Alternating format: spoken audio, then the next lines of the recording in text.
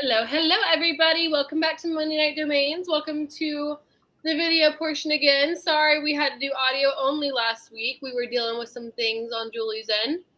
But we're back and better than ever. Dad, how's it going? It's going good. I'm living the full-time domaining life. I am deep in domaining right now. I am deep in domaining. Deep? How deep is deep? I'm not as deep as I would wish to be at the moment, but I've used words over the years like lean domaining, critical domaining, trying to make the best possible decisions to make my portfolio the ultimate it can be, and not just cave in and renew everything and hope it sells. But let me post the room here in a couple groups. Hold on. Yeah, and if everyone that is here would love to retweet the space or YouTube, whatever platform you happen to be watching on, we would love that. Get some more people in here. Let's see. I go to profile, and there we are, right there on the, and then I share it. Copy link. Do I still have you? Yep. Okay, good. I think I might be crossing the streams here if I'm on X, listening, inputting audio into X and on X at the same time. Huh? In other words, I'm talking to you through my microphone, and that's going to X, Twitter, you know what I mean?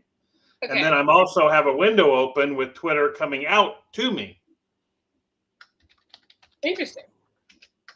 And that's why a lot of people that don't have Restream, it's hard to do it because the same microphone audio gets caught up in everything. And so we like our Restream. Let's see. It's on now. I'm going to call tonight's show Paradoxes and Rule Breaking. How's that? Paradoxes and rule breaking. What do you think? I am most definitely intrigued. I'm intrigued. All right. So I shared it with that group. Let's see.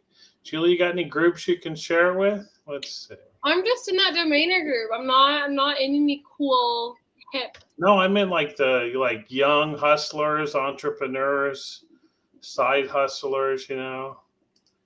I fear I have not gotten into this. All right. So, all right. So, welcome everybody. If you're watching us live or you're on the replay, Monday Night Domains is still on Monday night, subject to change. Maybe switching soon.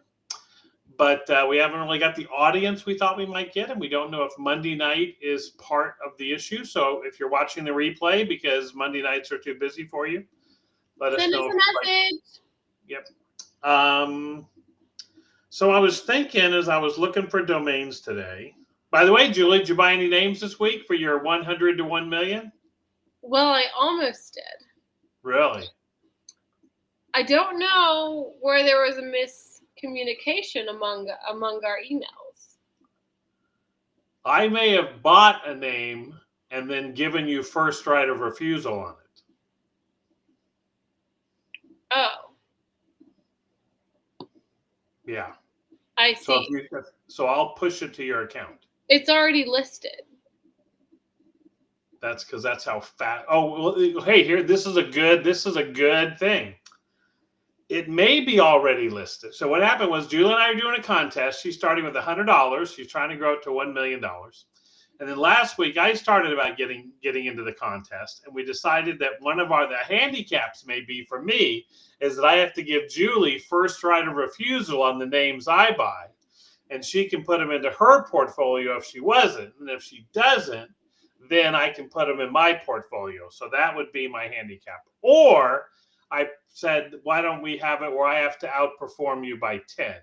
So we'll let you guys know how, you'd rather have the first right of refusal. Okay, so I sent her, I was looking through the expired names, and the theory here, if you're new to domaining and domains, is originally you think everything's taken and everything that I can get is terrible. But for 20 years, everyone has played the game of basically saying, if I can stand on the courthouse steps when a name gets foreclosed on, someone doesn't renew it, they don't pay their renewal fees, and they let it go, I could jump in there and get it. So you tell yourself it's been a great name, someone held it, let it go, and not the whole world doesn't know that it's available today, but I do because of the things I learned on Monday Night Domains. So I look at what was it? It was Cincinnati optometrist. Cincinnati optometrists. Gotcha. So I think it's a good name. I think it's a good business. I think that it's a local business. You know, normally you're not going to get this online. You're not going to get it from China. You're not going to have AI do it. You know, you're going to meet somebody in person to do the whole, is this side better? Is this side better? Is this side better? Is this side better? What do you think, Julie? I think had I not lived in Cincinnati, I wouldn't have been as interested in it. I think there is a bit of me that knows just because of my location, my marketing gets targeted somewhat to Cincinnati because of my location. That was a pro for me. B, I already have connections here in Cincinnati. It would be quite easy for me to find a buyer. C, if I was selling this name for a larger sum of money, which I haven't decided what price I'm going to sell this name at, some of those larger cost negotiations are much better done in person. This would save me the travel. I would be able to do that in person. So that's kind of where my head was saying with why I would be doing Cincinnati. The other reason I liked it was because it's not, we all know I'm kind of a brandable gal, but I'm wanting to do these general names because they're easier to outreach whenever I'm doing this contest because it's faster because we have an automatic audience.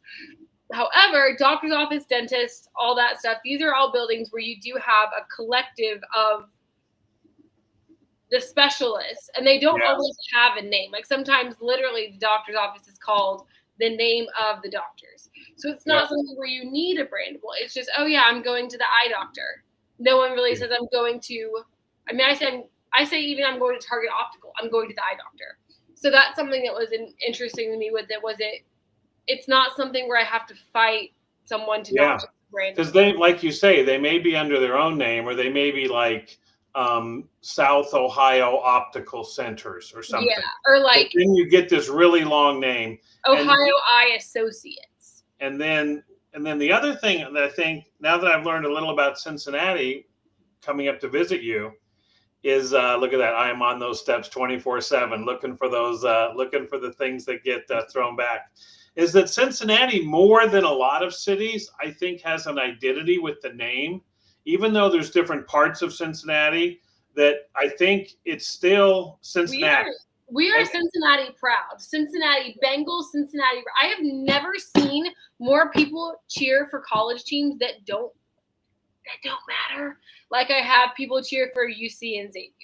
Like Cincinnati, but also just the areas. It's not like you could live 15 miles away and people say, yeah, we really don't call it Cincinnati. Like when I lived in San Diego, you know, if you lived in North County, you weren't going down to San Diego a lot. You know, if you lived in East County or something like that, you know, you may not consider La Jolla, you know, you may, and so sometimes a name doesn't really resonate. But like where you live, Julie, and I won't tell anyone where you live. Yes, we have a baseball team here. But Cincinnati Reds. No. I didn't say they didn't have a baseball team. I know, Bruce Breger did. Well, that's because Is he a Yankees fan? No, he's a fan of the only team that matters in life. Atlanta? The Los Angeles Dodgers, and that's how you need to say it.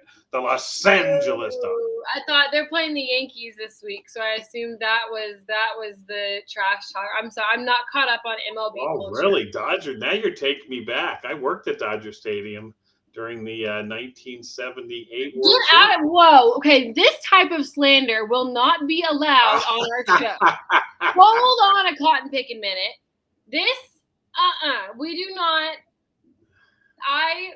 Travis Kelce, love. Patrick Mahomes, hate. Harrison. Wow. Rude. Cheating, dirty, rotten, stinking Chiefs. Dirty, rotten, Toronto. Toronto's in the house. I can't crap on teams that aren't in the same, you know, country as me. I can get behind that. But get out of here with the Chiefs. So I think as you learn to understand, but Julie, you really turned me on to something, that an in-person visit would be really interesting, because especially you, because you present so well. But really, you get a chance. Like, people don't know when they're buying a domain. Are they buying it from a shyster? They still call us cyber squatters. You know what I mean? They may need someone to say, one, they're worried about, well, how do I buy it? What do I do? Do I have to pay for it every year? And then secondly, it may sometimes be someone in the office that is in charge of the website, that's in charge of the marketing. You know what I mean? Because the reason I think I like the optometrist name was, like, here in Manchester, you know who our optometrist is, and you got to get your appointment like 9 months in advance.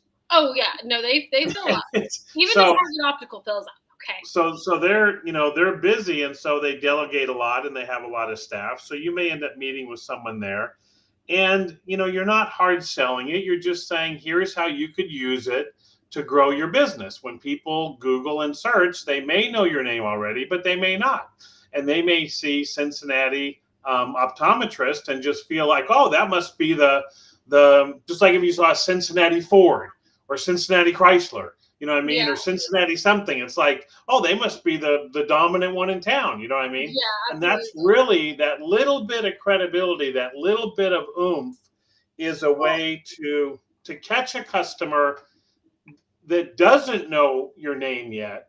And you can educate him, maybe. You know what I mean? You can just say at Cincinnati, and you don't have to be. It isn't like this website is for our customers to come. It can be just a website that's for marketing to new customers. Yeah. Well, and I think you're honestly selling me on this name. I'm glad I agreed to it, because I was kind of iffy about it.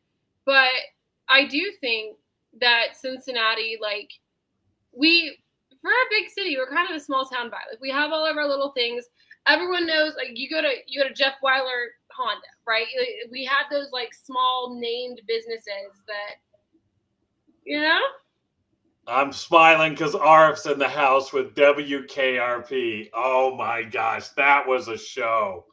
What? Julie, a long time ago, we had this thing called radio. What? And you had a radio station, and they played records, which were these vinyl things, and they made the sound, and it went out over an antenna, and you had these little things called radios. You just Bluetooth your phone to your car and play it on Spotify. Wild. And there was a show called WKRP in Cincinnati, and it was still there.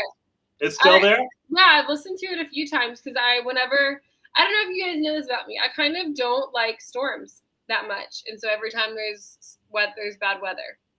And RF, thank you for bringing it up. The reason I'm smiling is I believe on WKRP in Cincinnati was the single funniest moment on television ever. Tell us. Oh, wait, was it no. It was a holiday show that they were reporting, and they had a news reporter named, I believe, Les Nessman, if I'm correct. And does that sound like a news reporter, or does that sound like a news reporter? Johnny Fever was like a radio host, rock DJ.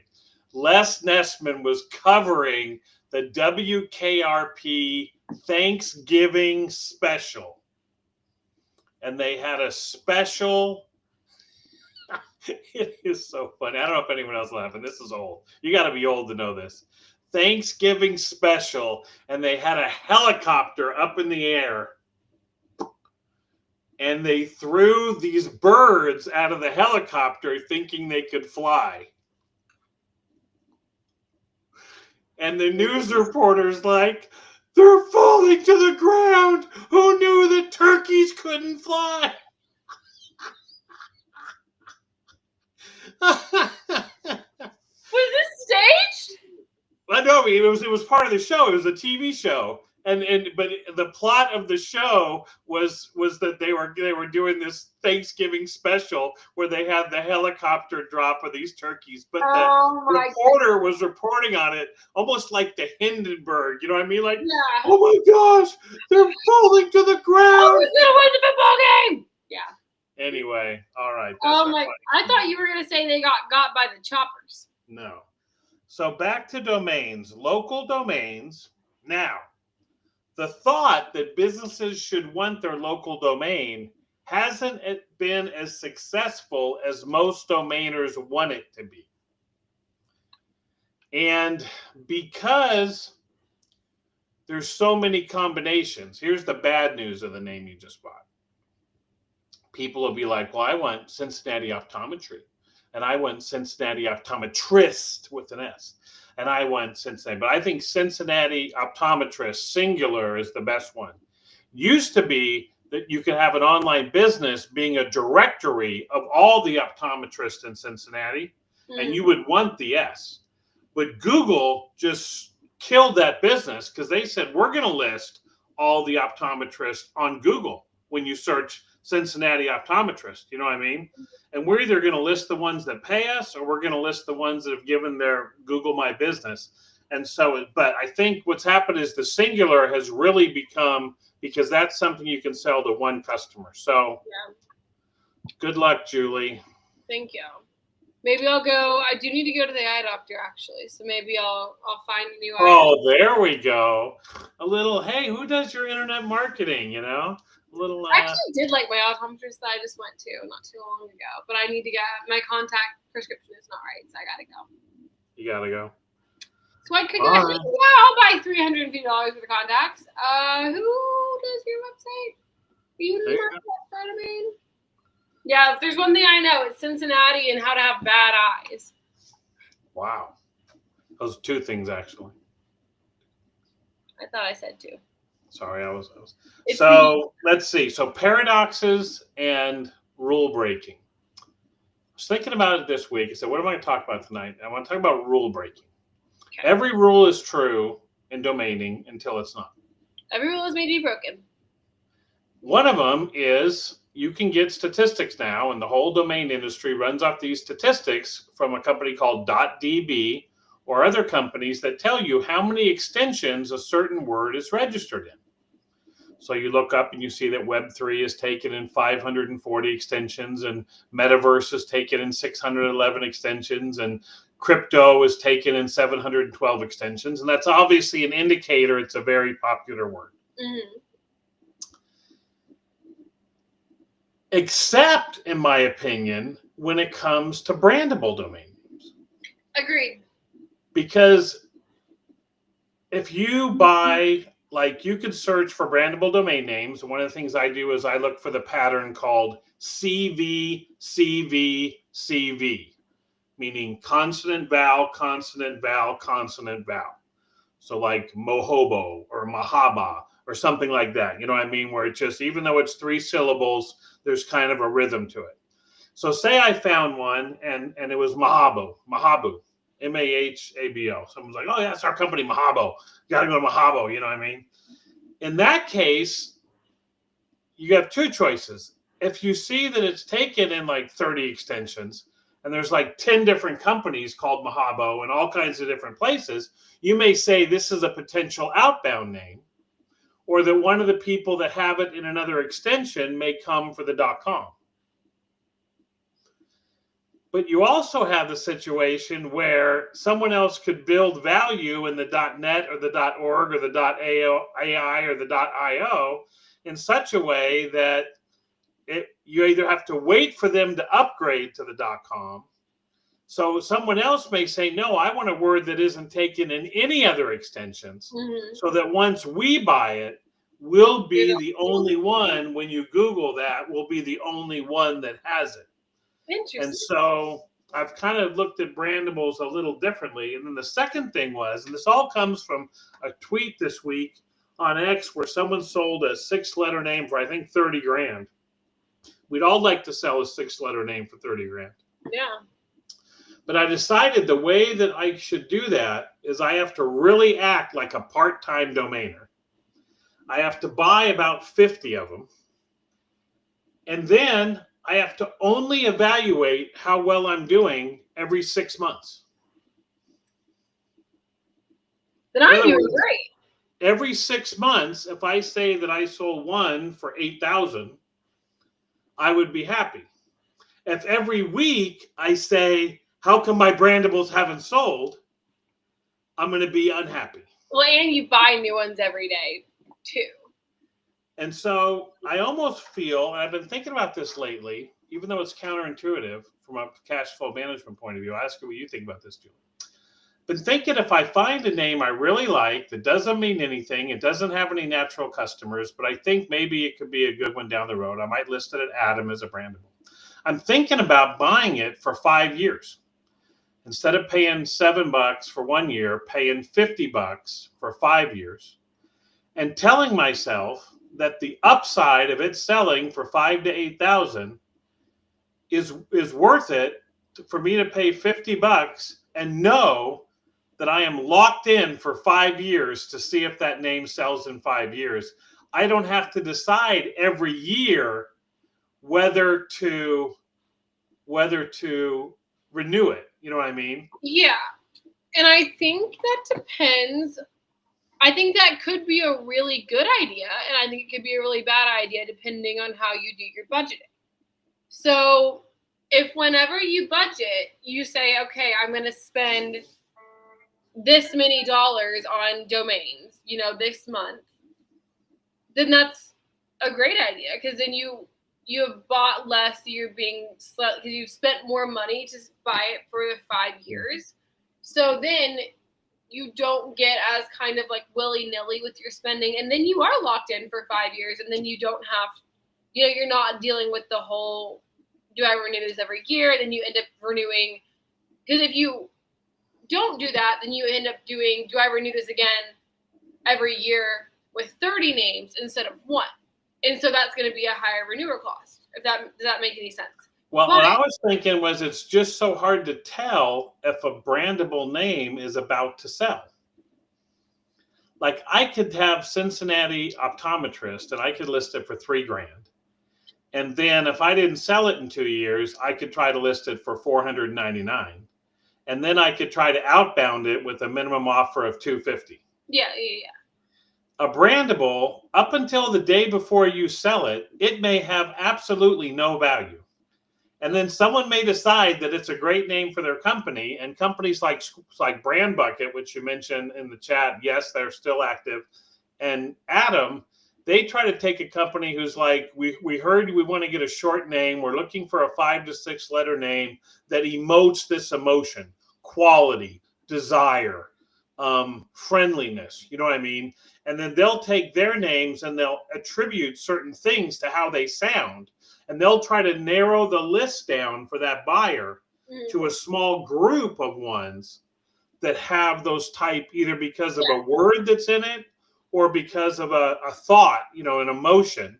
So when you list your names on Brand Bucket and Adam, sometimes you have the ability to pick some of those different emotions. But I was thinking it would be really hard to tell after a year if Mahobo, if I should renew it or not, because it would really maybe depend on how I feel that day. Whereas if I said I'm going to buy 50, I'm going to buy 100 of them at $50, so that's $5,000, and I got my $5,000, and my range of outcomes are none of them are ever going to sell. You know what I mean? One of them's going to sell for $5,000 in 5 years. But you don't know that. You don't. And then there's a lot of alternatives on the way up. But I just think that if I can answer the toughest question to answer, I believe, when you go to renew domain names, we use that is, why did I buy it? Is the thesis still true? And will it be true in the next year? For me, when I buy a hand registration domain name, I buy it for usually one reason and one reason only, not to flip it. Because it makes you happy. I try to buy it so that a year from now, I want to be really glad I bought it. Yeah. Because I was before other people. And as the year went on, that name went from being available to being in demand. You know what I mean? And now it's just a matter of what price I'm going to get. But it's not a situation anymore. Is this name worth the money or is it not? It's how much. You know what I mean? Yeah. And so that's what I try to do when I buy domains is I try to say, can I buy something now and look ahead a year? And in a year, have people say, oh, yeah, that's, and then I have a wholesale market. So anyway, rule breaking tonight is, yes, number of TLDs registered is important for the popularity of a word in general. potentially for the number of end users that may want to upgrade to the .com. If there's a wide and diverse number of end users, you're probably a little safer from a trademark point of view, although each person you contact, if they have a trademark, will say that you are violating the law and that they're going to take the name from you. So you do not want to solicit on outbound. This is not legal advice. Run your own show. But you probably don't want to solicit a trademark holder, because just the hassle of defending a UDRP, even though you can do it with AI now, isn't that fun. So sometimes it's good to have some stuff in your inventory that is not taken by anyone else. And then here's what I've been thinking lately, Julie. I've been thinking, if I really get a good 5-letter name that sounds really cool, I think I may spend the money to trademark it. Because then if I picked a really generic category like online services, then I would not only have the name, but I would have the trademark, you know what I mean?